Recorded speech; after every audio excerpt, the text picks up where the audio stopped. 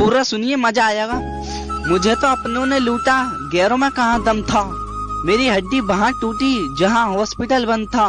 मुझे जिस एम्बुलेंस में डाला उसका पेट्रोल कम था। मुझे रिक्शे में इसलिए बैठाया क्योंकि उसका किराया कम था। मुझे डॉक्टरों ने उठाया, नर्सों में कहाँ दम था। मुझे जिस बेड पे लेटाया उसके नीचे बम था। मुझे तो बम से उड़ाया, गोली में कहाँ दम था।